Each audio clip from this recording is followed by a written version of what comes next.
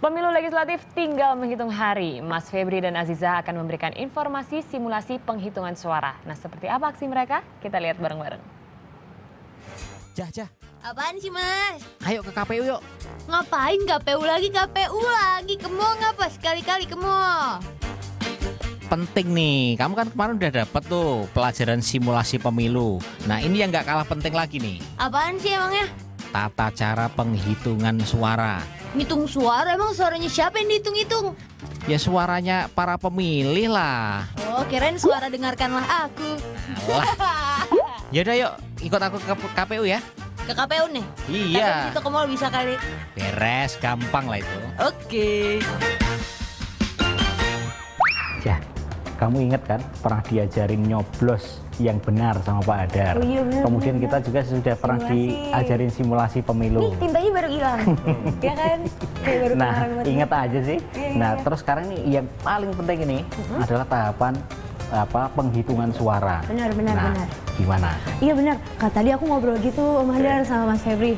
Jadi kalau nanti TPS itu habis tutup setelah selesai proses pemungutan suara, apa sih yang pertama kali dilakukan sama kotak yang isinya surat suara itu? Jadi nanti jam 1 tepat, Ketua KPPS itu akan bilang, sekarang pemungutan suara sudah harus selesai, TPS ditutup. Oke. Ya.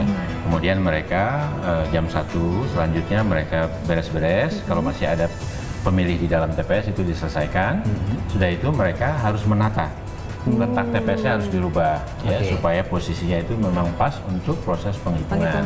Semua bisa melihat dan seterusnya. Nah, kotak suara itu kemudian nanti akan dibuka satu persatu.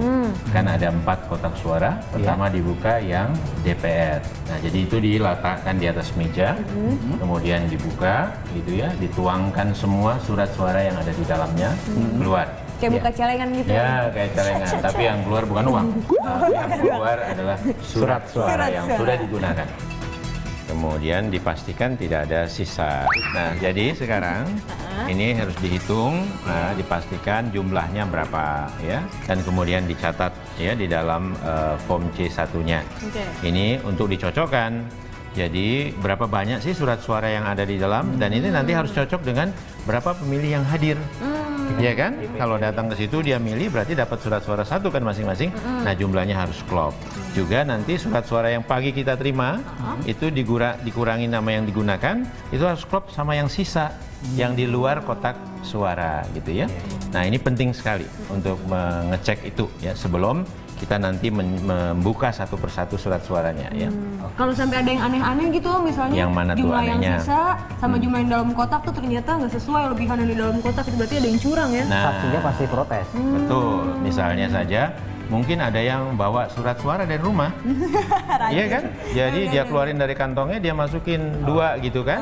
Nah, bisa juga, tapi mudah-mudahan itu tidak terjadi karena hal-hal seperti itu adalah pidana. Jadi juga para pemilih jangan berlaku seperti itu ya, kira-kira begitu ya. Kemudian setelah kita hitung sudah dicatat ya, maka kita akan buka satu persatu. Partai nomor 2, calon nomor 3. Nah, gitu kan? Karena coblosannya di sana, nah dia mengangguk-angguk. Kalau saksi tidak setuju, dia akan tanya, sah, gitu.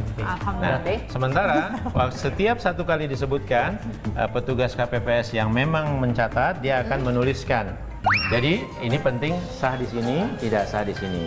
Kenapa? Nanti kita juga harus tahu klop berapa banyak yang sah dan berapa yang banyak tidak sah. Ini harus totalnya sama seperti tadi surat suaranya berapa semuanya. Ya, ini nanti ditotalkan semua kan? Ya. Total masing-masing calon di sini dapat berapa? Ya. Parpolnya sendiri dapat berapa? Ya. Kemudian totalnya ke bawah dapat berapa? Itu penting. Jadi total parpol berapa, masing-masing calon berapa. Nah, ini harus dicatat di dalam form yang C1 ya dengan lampirannya ya. Nah, ini adalah form yang sangat penting karena inilah yang nanti digunakan sebagai dasar untuk menghitung setelah dari TPS kemana? Ke kelurahan. TPS Ke kelurahan. kelurahan atau desa. Nah, juga kami pasang hologram. Oh gitu. Ya, jadi di sini nanti ada di setiap lembarnya itu ada hologramnya ya. Seperti uang kita gitu. Nah, modelnya seperti ini, saya kasih lihat. Nah, yang model yang bulat ini.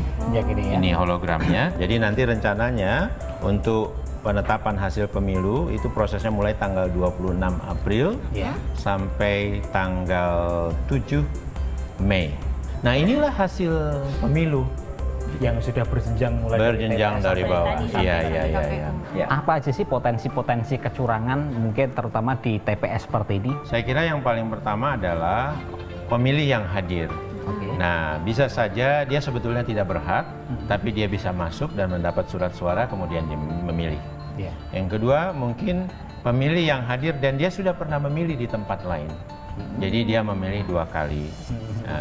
Nah, tetapi yang lain adalah dari segi penghitungan. Penghitungan. Iya, jadi misalnya kalau dia bilang partai pisang calon nomor 2, begitu dia tulis di sini, dia tulis calon nomor 3.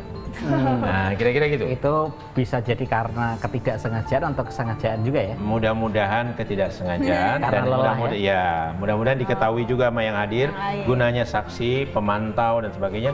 Oh, salah itu tempat nyatetnya gitu kan. Di dalam pemilu kali ini pada saat tadi udah dihitung, udah diisi ya, dihitung selesai. Semua sudah setuju, oke, nanti harus tanda tangan kan di bagian bawah ini. Ditandatangani, kemudian disalin sini juga tanda tangani ya, di bagian bawahnya ada ya. Nah, ini akan dikasih kesempatan untuk direkam, difoto, direkam oleh semua yang hadir. Jadi kurang lebih nanti ketuanya akan bilang, Bapak Ibu sekalian, kita udah selesai untuk penghitungan anggota DPR. Silakan Bapak Ibu sekalian kalau mau memfoto ini, merekam ini silakan. Bisa kan? Bisa. Nah, Bapak Ibu sekalian mau upload Instagram silakan. nah gitu, kira-kira begitu ya. Tujuannya adalah supaya semakin banyak orang yang akan mengetahui, semakin banyak orang mengetahui akan semakin sulit kecurangan itu dilakukan. Karena mereka sudah punya bukti-bukti pegangannya. Semakin banyak fungsi controlling, kemudian transparansi dalam proses di pemungutan suara dan penghitungan, ya tentu akan menghasilkan hasil pemilu yang legitimate ya Pak ya. Mudah-mudahan itu tujuannya. Berarti kita harus jadi controller juga nih. Harus dong. Paling tidak sebagai penonton aktif lah ketika kita di TPS. Betul ya Pak ya? Iya, Mungkin karena ada himbauan buat masyarakat di sekitar TPS Pak. Betul, jadi baiknya kalau datang ke TPS itu jangan hanya mencoblos saja, itu kan hari libur. Ya. Coba nikmati saja di sekitar TPS. Jadi kita juga harus mengawal pilihan kita. Ya. Jadi hadiri, ikuti sampai penghitungan suara ini selesai dan kemudian bikin foto gitu ya untuk direkam, di-share di mana jaringan yang dia punya gitu. Nah, kira-kira begitu untuk membantu agar proses pemungutan penghitungan suara di TPS itu memang betul-betul tidak ada masalah atau sering kita sebut berintegritas. Untuk seluruh masyarakat Indonesia, jangan lupa 9 April nanti harus datang ke TPS karena One vote for better Indonesia.